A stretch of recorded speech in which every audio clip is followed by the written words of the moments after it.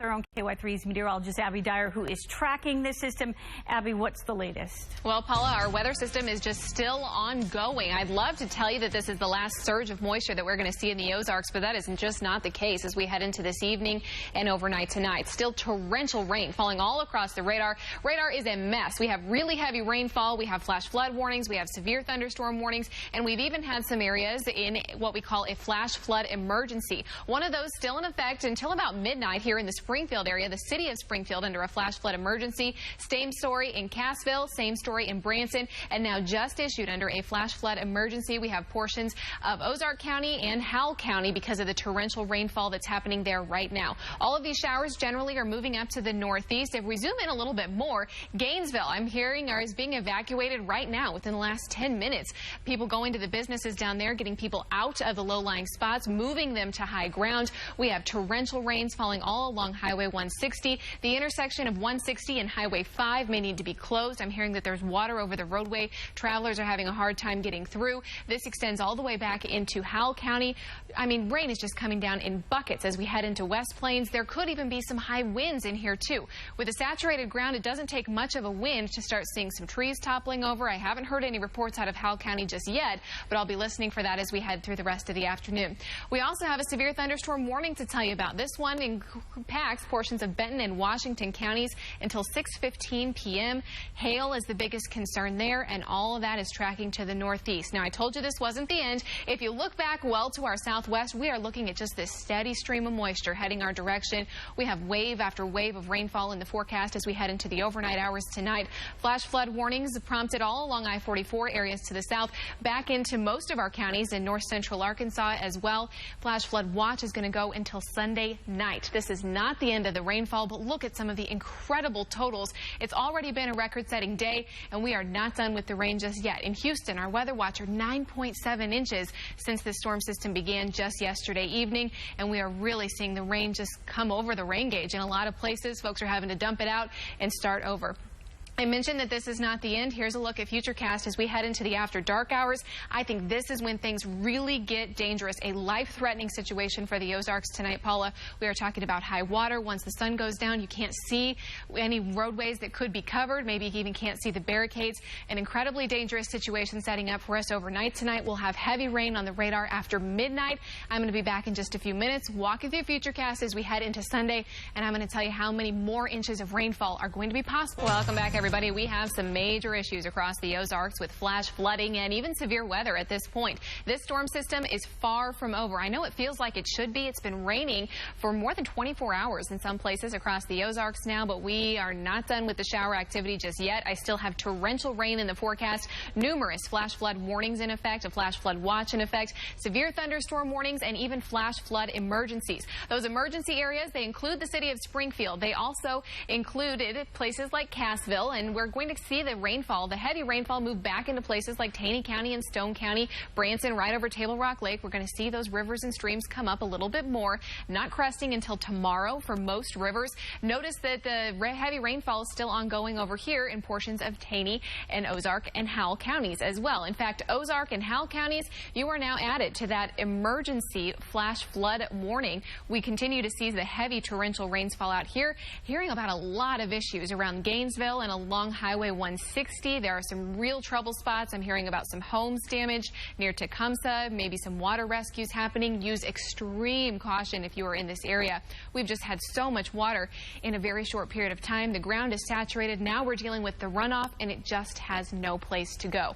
We're going to continue to hold on to these flash flood emergencies until after midnight tonight. Bakersfield has had some issues there as well. We also have recently added a severe thunderstorm watch back into the forecast. Now, this lasts until 10 p.m. and it's mainly impacting our northern Arkansas counties. We've seen a few of the storms down here go a bit severe, and that's what we have on the radar right now. One severe thunderstorm warning in particular to tell you about, but it's impacting 4 counties. Baxter, Marion, and Searcy counties in our viewing area are under this warning. It does include the town of Marshall. You've already been under a warning so far this afternoon. Hail is the biggest concern with this one. Torrential rains then as you head up to the north toward Highway 5. Mountain Home, you're about to see a light show. The west side of the town already getting the heavy rainfall, and we're seeing lots of thunder and lightning on that tower cam in Mountain Home.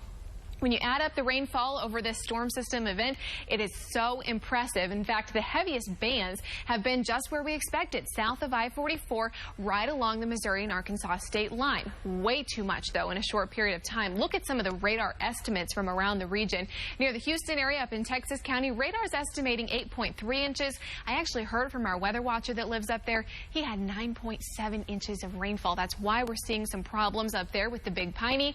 We've had 7 inches of rainfall in portions of Douglas County. Head back closer to Gainesville, 6.7. The problems continue as you head back to our southwestern counties. Much of northern Arkansas seeing more than 5-6 inches of rainfall, and we had that problem continue into Berry County, McDonald County, and even up to the north in Newton County, almost as far to the northeast as Freistadt.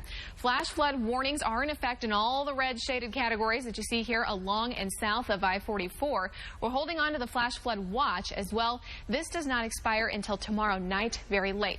Here's the tower cam in Mountain Home. Severe thunderstorm warning is active there right now. If you watch some of our tower cams, you can go to ky3.com and tune in. The tower cams are shaking. It's going to be quite a light show there. We're talking about torrential rains. Flash flooding is a huge concern. But I also think there's going to be some hail that's possible in some of these storms that are coming out of this storm cell in Mountain Home. 61 degrees right now in the Springfield area. We really haven't warmed much more than that. In northern Arkansas, though, today, we were in the mid-70s.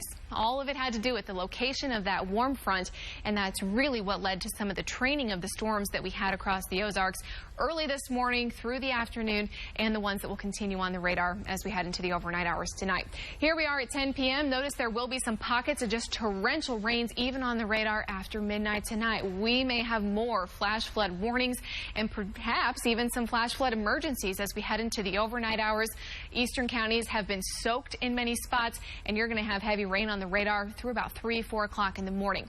We finally start to get some relief on Sunday. There will be some scatty shower and thunderstorm activity scattered in nature. That's going to be on the radar through early in the day on Sunday. We eventually see some of this pull to the east, but we're still talking about several inches of rain here, folks. I think it's going to be some trouble as we head into the overnight hours.